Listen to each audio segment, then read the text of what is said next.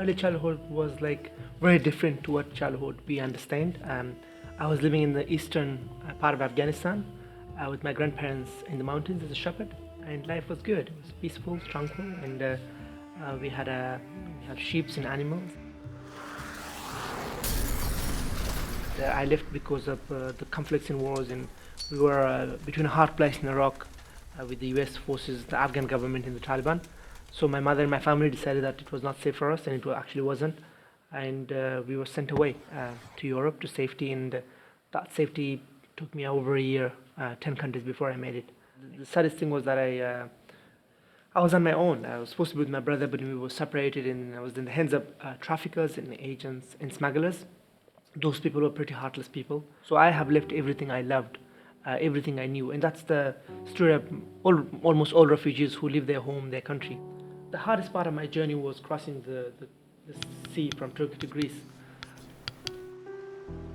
I was then packed into a boat of 120 people, which was designed only for 20 people.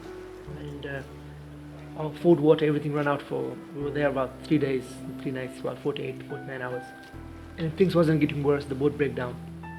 This was the first time for me to to see the big sea. We don't have a sea in Afghanistan. So, and when the boat broke down, I certainly thought I will die. Thankfully, we were saved and we survived.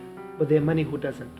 And it's such a shame. It's really sad and unfortunate that humans, just for safety and security or just for a better life, had to go through such an ordeal. But when I traveled, I saw that we had so much in common. We were all human beings, yes. We had different faiths, different religions, different race, different cultures. But what made us, stick together was our common humanity, kindness, love of strangers, which saved me on many occasions. I think first arriving to Britain, I feel relieved. I feel pleased that I was here, hoping to find my brother. And my age was not believed, my nationality was not believed. It took me 2 years to go to school and to prove them wrong. It took me 5 years to get a refugee status. And then it was another battle, another struggle.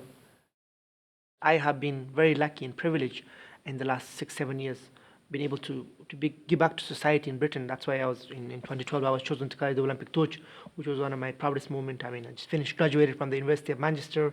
Just to mention a few things, went to the United Nations. I hope people will understand that refugees sacrifice so much, and I think the least we could do is to appreciate it and to be compassionate and to be humane towards them and see it as how would we feel if we were in their situation, in their circumstance, or we were faced with the same circumstances they were faced with.